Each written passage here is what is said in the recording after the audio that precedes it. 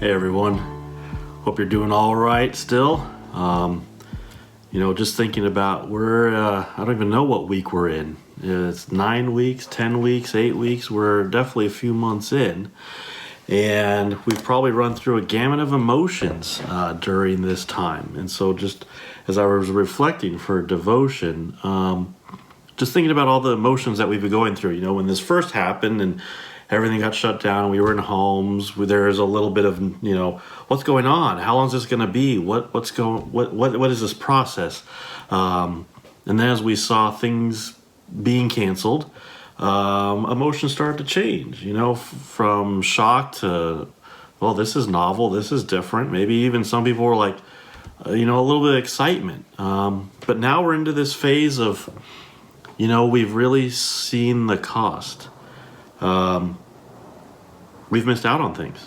Big events are not happening. Experiences are not being met.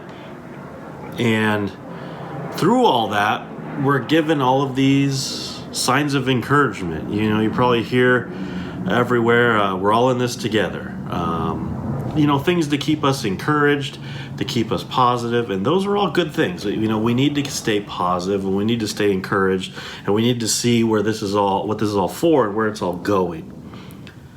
But it's also good once in a while to just acknowledge the hurt. It's good to acknowledge that, things aren't great.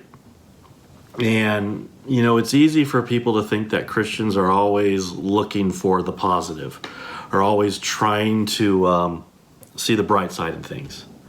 And while a lot of times that is true, and a lot of times we do look towards our hope in Jesus Christ, the Bible has times where, it's okay to argue. It's okay to lament. Many of the Psalms, there's over 100 Psalms, and at least 30 of them are called lamenting Psalms. And basically what it is the writer of that particular Psalm is lamenting to God. Complaining, arguing, getting their emotions out, different ways of lamenting. For example, let me read out of Psalm chapter 6. Let me read this passage. Have mercy on me, Lord, for I am faint. Heal me, Lord, for my bones are in agony. My soul is in deep anguish. How long, Lord? How long? Turn, Lord, and deliver me. Save me because of your unfailing love. Among the dead, no one proclaims your name. Who praises you from the grave? I am worn out from my groaning. All night long I flood my bed with weeping and drench my couch with tears. My eyes grow weak with sorrow. They fail because of all my foes. This psalm goes on, but you kind of get the idea of the tone of where it's going. They're asking, Lord, why is this happening? Why am I in this situation? How long does this have to keep going?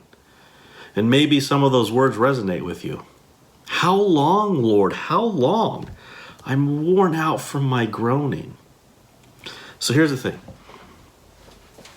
As we read this, and maybe you can relate to it, this is speaking to a God who understands. This is speaking to a God that allows us to lament, to say, God, this is horrible, to even mourn. People are mourning things in this time. They've lost things. Some of you have lost experiences that you'll never get to have. We're in a season where people are graduating, but you don't actually get the ceremony. You get the pageantry of that. And let's acknowledge that. That's a thing to mourn. You never get that experience. And we have a God who sits there and mourns with us. A God who is not absent or ignorant to our pain, to the things that frustrate us, to the things that anger us. So we're allowed to be upset. We're allowed to lament, to go to this loving God and ask why. And not just in a questioning, I have a question, but rather in an emotional reaction. Why, God, why? as we read here in the Psalms, God wants us to lament. God wants us to bring all the emotions we have to Him. And it's not just because He loves us, but it's because He knows this is healthy for us to understand who He is, to understand how this world is, and to understand what it means for us. Why are these things happening? And we might never get the answer, but what God guarantees is He's willing to listen.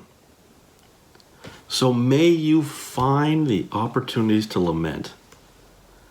May you be released of the burden to always be positive, to always be encouraging. This is a season where not just to be encouraging, but to also acknowledge the hardships, to acknowledge the difficulties, to mourn the things that we have lost that we will never get back, the experiences that we are missing. It's not this shrug of shoulder, oh, well, we'll be okay. We will be okay. But at the same time, what are we missing? Feel free in your time with God to name that. God knows it. God knows your heart, and God weeps alongside you.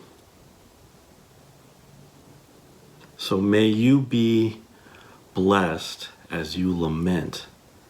May you be encouraged as you identify the things that are stressful, that are depressing. And may you grow in your knowledge of who God is. I'll see you soon.